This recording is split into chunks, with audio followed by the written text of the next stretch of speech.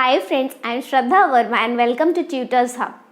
तो फ्रेंड्स, हम डिस्कस किया था पहले ट्रायल एंड एरर थ्योरी जो कि थॉर्नडाइक की थी।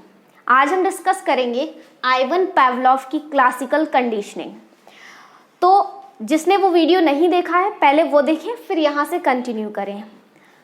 तो चलिए फिर स्टार्ट करते हैं।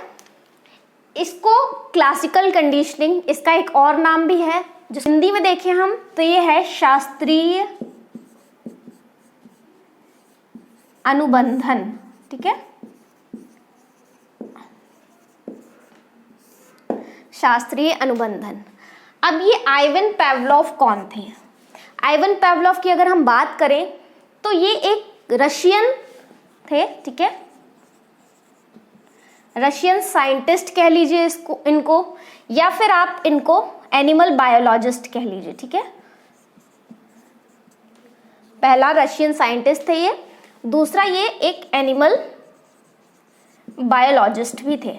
ठीक है, तो हुआ क्या कि ये एक्सपेरिमेंट कर रहे थे डाइजेशन पे। ठीक है, तो एट द एंड उस एक्सपेरिमेंट का जो रिजल्ट निकल के आया वो ऐसा था जैसे कि साइकोलॉजी में होता है। ठीक है, तो जो इनका एक्सपेरिमेंट था वो था डाइजेशन पर,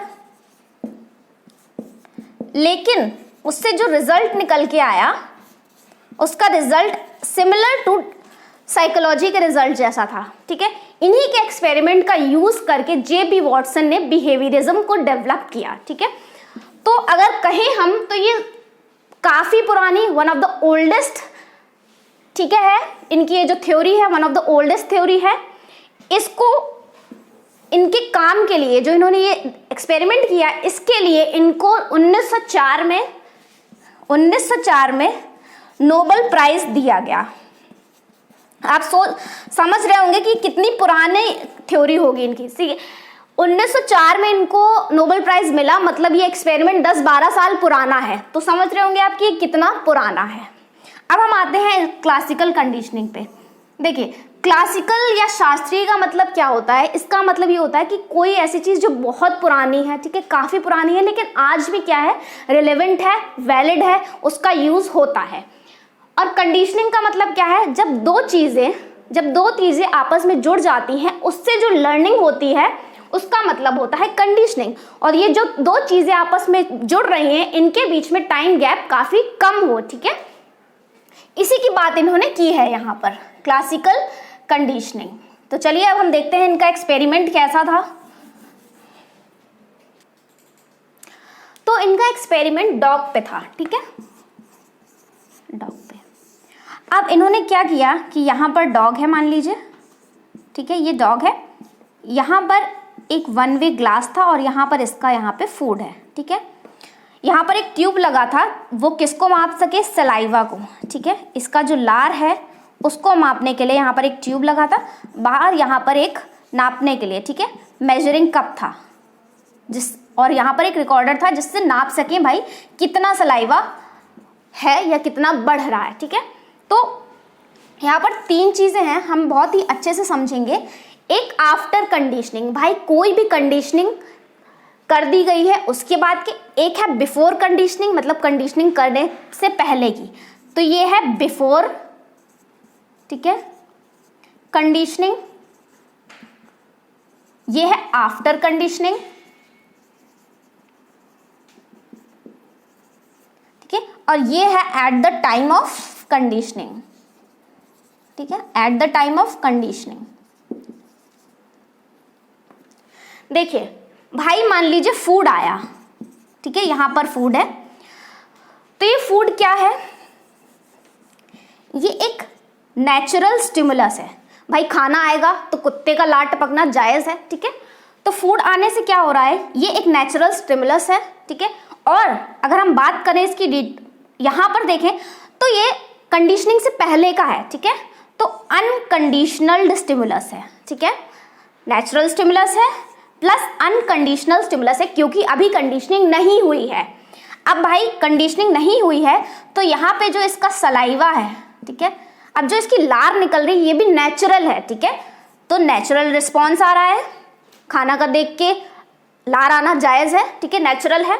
और ये अनकंडीशनल रिस्पॉन्स है, ठीक है, मतलब unconditional stimulus is equals to unconditional response, पहला पॉइंट। और ये कब है? बिफोर कंडीशनिंग, ठीक है, कंडीशनिंग से पहले की बात है कि भाई खाना आया, स्टिमुलस आया और रिस्पॉन्स आने लगा, लार बढ़ने लगी, फर्स्ट बिफोर कंडीशनिंग, ठीक है, बिफोर कंडीशनिंग। अब दूसरा क्या, इसने क्या किया, खाना लाते ही बेल बजाई, ठीक है, bell plus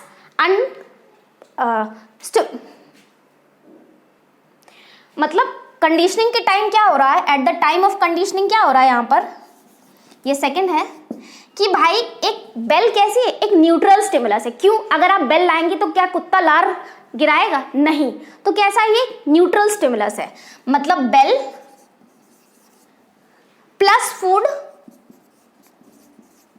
is equals to unconditional response. खाने के साथ बेल बजेगी तो क्या आएगा, लार आएगा, ठीक है। अब यहां पर आप इसको कैसे लिखेंगे, बेल कैसी है, एक न्यूट्रल स्टिमुलस है, ठीक है, यहां पर फूड कैसा है, अनकंडीशनल स्टिमुलस है, जिससे क्या प्रोड्यूस होगा, अनकंडीशनल रिस्पॉन्स होगा, ठीक है। अब क्या है, आफ्टर कंडीशनिंग। अब भाई कंडीशनिंग यहां पर करा दी गई, इसके बाद क्या होगा, सिर्फ क्या होगा यहां पर, अगर सिर्फ बेल बजेगी, ठीक है, यहां पर ये घंटी है, ठीक है, सिर्फ घंटी बज रही है, एक न्यूट्रल स्टिमुलस है, एक न्यूट्रल स्टिमुलस है ये, ठीक है, इसके बजने से क्या होगा, यहां पर रिस्पॉन्स आएगा, ठीक है। तो ये कैसा रिस्पॉन्स है, कंडीशनिंग के बाद का रिस्पॉन्स है, ये तो कैसा है, कंडीशनड रिस्पॉन्स है ये, ठीक है। और यहाँ पर जो न्यूट्रल स्टिमुलस है, ये आप कह लीजिए इसको कि ये एक आर्टिफिशियल स्टिमुलस है, ठीक है। तो बेल बजी और कुत्ते का लार आना शुरू हो गया, तो यहाँ पर थर्ड क्या आप लिखेंगे, neutral stimulus is equals to conditional response, ये आर है यहाँ पे, ठीक है, कंडीशनड रिस्पॉन्स। अब देखिए पहला क्या है, अनकंडीशनल स्टिमुलस से अनकंडीशनड रिस्पॉन्स आएगा। दूसरा, जब कंडीशनिंग हुई है, होने के बाद का नहीं, कंडीशनिंग कराई गई है, तो bell plus food is equals to unconditioned response, मतलब neutral stimulus plus unconditional stimulus is equals to unconditioned response. Bell के साथ साथ खाना है, कुत्ते का लार टपकाना बढ़ गया। अब भाई कंडीशनिंग के बाद कि खाना नहीं आया, सिर्फ बेल बज रही है और क्या हो रहा है, कुत्ते का जो लार टपकाना है वो बढ़ रहा है, मतलब सिर्फ न्यूट्रल स्टिमुलस से ही क्या प्रोड्यूस हो रहा है, रिस्पॉन्स हो रहा है। वो भी कैसा रिस्पॉन्स है, कंडीशनल रिस्पॉन्स है, क्योंकि कंडीशनिंग हम करा चुके हैं, बेल को फूड के साथ कंडीशन करा चुके हैं। जैसे ही उसने बेल को किससे जोड़ दिया, बेल बजी मान लीजिए, क्या उसको याद आया कि बेल बजने का मतलब खाना, अब भाई उसका लार टपकाना शुरू, मतलब बेल और खाने को उसने जोड़ दिया आपस में, ठीक है, जोड़ दिया। तो यही चीज यहाँ पर बताई गई है। आप एक चीज नोटिस करिएगा कि यहाँ पे जो रिस्पॉन्स है दोनों ही कंडीशन में, चाहे वो कंडीशनिंग के पहले हो चाहे वो कंडीशनिंग के बाद हो, दोनों जगह ही अगर आप बात करेंगे तो क्या हो रहा है, यहाँ पर भी सलाइवा है, यहाँ पर भी सलाइवा है, मतलब कुछ भी हो रिस्पॉन्स हमेशा सेम रहता है, बावजूद कि स्टिमुलस बदल जाए। यहाँ पर देखिए आप सिर्फ फूड है, यहाँ पर बेल है, मतलब स्टिमुलस चेंज होगा बट रिस्पॉन्स चेंज नहीं होगा। तो चलिए यही है कैसे कंडीशनिंग कराई जाती है, कैसे इन्होंने कंडीशनिंग कराई। अब इनके कुछ लर्निंग के इन्होंने चीजें बताई हैं, वो हम और डिस्कस कर लेते हैं। तो पैवलोव ने कंडीशनिंग के प्रोसेस में 5 चीजें बताई हैं। देखिए वो यहाँ पर मैं लिखती हूँ, first, second, third, fourth and fifth. अब पहला है यहाँ पर एक्विजिशन, ठीक है, एक्विजिशन क्या होता है कि पैवलोव ने क्या किया, मान लीजिए एक टाइम फिक्स कर दिया कि कुत्ते को कितने टाइम खाना देना है, उसके लिए उसने यहाँ पर एक टाइम फिक्स किया, ठीक है। मान लीजिए 1-1 घंटे के गैप पे उसने 6 बजे दिया खाना, फिर 7 बजे दिया, फिर 8 बजे दिया, फिर 9 बजे दिया, फिर 10 बजे दिया, ठीक है। तो जब ये खाना दे रहा है तो वो क्या कर रहा है, यहाँ पर घंटी बजा रहा है, ठीक है, मतलब घंटी बजाई खाना दिया, घंटी बजाई खाना दिया, घंटी बजाई खाना दिया, काफी हफ्तों तक ऐसा ही चलता रहा।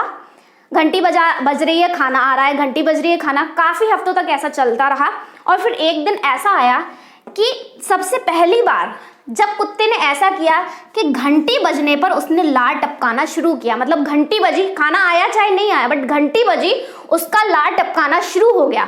मतलब कुत्ते ने इस व्यवहार को, इस बिहेवियर को अडेप्ट कर लिया कि भाई घंटी बजने का मतलब है खाना आना, और उसका लार टपकाना बढ़ गया।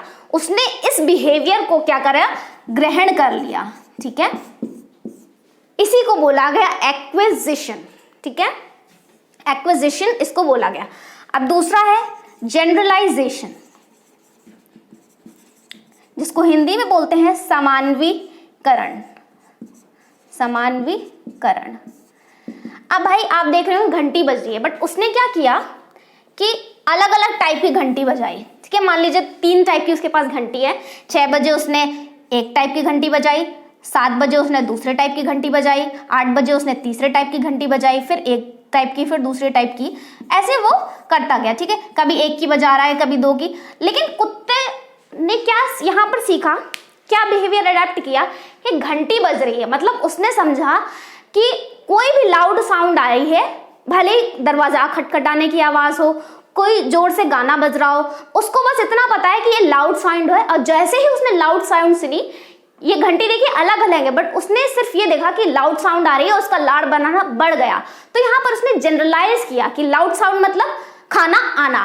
तो ये व्यवहार क्या है, इसको बोलते हैं जनरलाइजेशन। नेक्स्ट है डिस्क्रिमिनेशन, माने कि आप विभेद कर सकें चीजों में, है ना। तो उसने क्या किया, मान लीजिए एक बेल कोई फिक्स कर दी, मान लीजिए यहाँ पर तीसरे, तो पावलोव ने फिक्स कर दिया कि 6 बजे घंटी बजी 3 नंबर की, 7 बजे भी, मतलब जब खाना दे रहा है वो तो सिर्फ 3 नंबर की घंटी बजा रहा है। ठीक है, 6 बजे 3 नंबर वाली घंटी बजाई, 7 बजे भी तीसरी वाली घंटी बजाई, 8 बजे भी, 9 बजे भी, 3 बजे भी। घंटी के साथ साथ यहाँ पर खाना भी आ रहा है। बट मान लीजिए इसके बीच में उसने 1 और 2 नंबर की घंटी बजाई, 6 और 7 के बीच में उसने 2 घंटियां बजाई। ऐसे ही 7 और 8 के बीच में उसने 2 घंटियां बजाई, 1 और 2 नंबर की। 8 और 9 के बीच में भी उसने 2 घंटियां बजाई, और 9 और 10 के बीच में भी उसने 10 घंटियां बजाई। अब भाई कुत्ता कह रहा है कि खाना आ रहा है तब 1 ही घंटी बज रही है, उसके बीच में 2 घंटियां बज रही है बट खाना नहीं आ रहा है। ऐसे ही फिर से 7 बजे क्या हुआ, घंटी बजी, खाना आया, बट 7 और 8 के बीच में घंटी तो बजी बट खाना नहीं आया। तो कुत्ते ने कुछ हफ्तों तक ऐसा ही चलता रहा। कुत्ते ने इस व्यवहार को अपना लिया कि भाई कौन सी घंटी पे खाना आता है, उसने इस व्यवहार को समझ लिया। तो 6 बजे जब खाना आया तो खाना आया, मतलब उसकी पहले घंटी बजी, उसने ये व्यवहार अडेप्ट कर लिया। ठीक है, और अब वो समझ गया कि तीसरी नंबर की घंटी पे ही लाट टपकेगी उसकी, सिर्फ 1 और 2 जो घंटी बजेंगी तो उसकी लाट नहीं टपकेगी। अब वो डिफरेंशिएट कर पा रहा है इन घंटियों के बीच में कि कौन सी घंटी खाने वाली है, कौन सी घंटी खाने वाली नहीं है। इसी को बोला गया डिस्क्रिमिनेशन। ठीक है, इसको आप डिफरेंशिएशन भी लिख सकते हैं। डिफरेंशिएट कर पाया कि भाई कौन सी घंटी पे खाना आता है, कौन सी घंटी पे खाना नहीं आता है।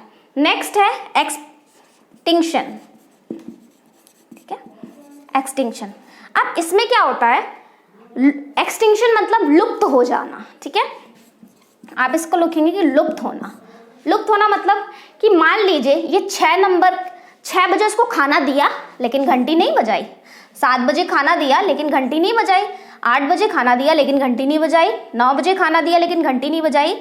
मतलब जब खाना आ रहा है तो घंटी नहीं बज रही है, खाना आया घंटी नहीं बजी, लेकिन जब खाना नहीं आया तब घंटी बजी। अब कुछ हफ्ते तक ऐसा चलता रहा। कुत्ता कंफ्यूज हो गया कि जब खाना आता है तो घंटी नहीं बजती है, खाना नहीं आता है तो घंटी बजती है। कुछ हफ्तों तक ऐसा चलता रहा। फिर क्या है, जो व्यवहार उसने यहाँ पर एक्वायर किया था कि घंटी बजने से जो लाट टपक रही थी उसकी, वो बंद हो गई। अब उसने कुछ टाइम तक ये सीख लिया कि भाई जो उसने ये व्यवहार एक्वायर किया था वो अब उसके किसी काम का नहीं है। अब उसकी लाट नहीं टपकेगी, क्योंकि जब खाना मिलता है तो घंटी तो बजती ही नहीं है, और जब खाना नहीं मिलता है तो घंटी बजती है। मतलब जो बिहेवियर उसने एक्वायर किया था यहाँ पर वो खत्म हो गया, वो लुप्त हो गया। मतलब यहाँ से उसका एक्सपेरिमेंट शुरू हुआ पावलोव का, और यहाँ पर आके ये जो उसने बिहेवियर एक्वायर किया था उसको लुप्त हो गया, ठीक है। अब उसने क्या किया, ये एक्सपेरिमेंट यहाँ खत्म। अब उसने फिर इसकी एक लास्ट स्टेप था स्पॉन्टेनियस रिकवरी। अब उसने दोबारा इस पे एक्सपेरिमेंट को किया, ठीक है। क्या किया उसने, दोबारा इस एक्सपेरिमेंट को किया। कैसे, 6 बजे उसने घंटी बजाई, ठीक है, 6 बजे घंटी बजाई, 7 बजे घंटी बजाई और खाना दिया, 8 बजे घंटी बजाई और खाना दिया।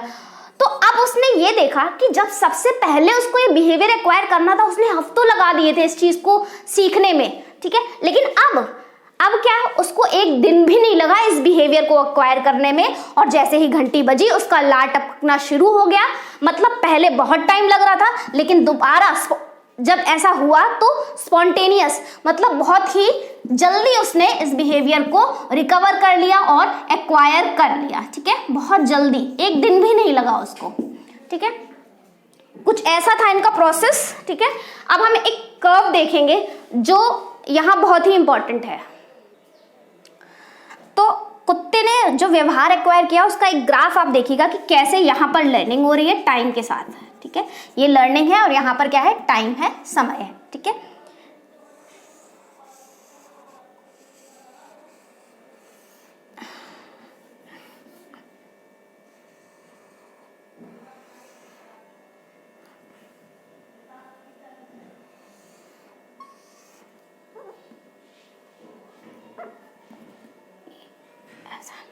अब देखिए यहां पर थोड़ा सा टाइम लगेगा कुत्ते को सीखने में व्यवहार को, ठीक है।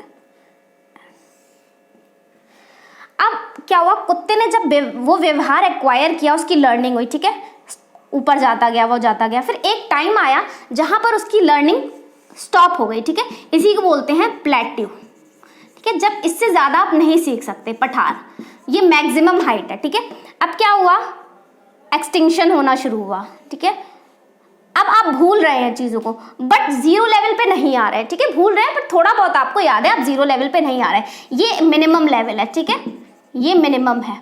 अब क्या, जब रिकवरी हो रही थी, आपने देखा होगा उसको बहुत कम टाइम लगा डॉग को रिकवरी में, तो ये क्या है, यहां से ऐसे एकदम रिकवरी एकदम फास्ट हुई। फिर यहाँ पर एक पॉइंट आ गया जहां इससे ज्यादा नहीं जा सकते। मतलब आप देख रहे होंगे कि यहाँ पे कितना टाइम लग रहा है। स्टार्टिंग जो सबसे पहले एक्विजिशन हुआ था उसमें कितना टाइम लग रहा है, कितना ज्यादा टाइम लग रहा है, बट जब यहाँ पे रिकवरी हो रही है, देखेंगे आप, ये यहाँ पे बिल्कुल कम टाइम लग रहा है, ठीक है। ये जो रिकवरी हो रही है बिहेवियर की में बहुत कम टाइम लगेगा, ठीक है। यही है जो लर्निंग के हम कर्व्स देखेंगे वो ऐसे ही हैं, ठीक है।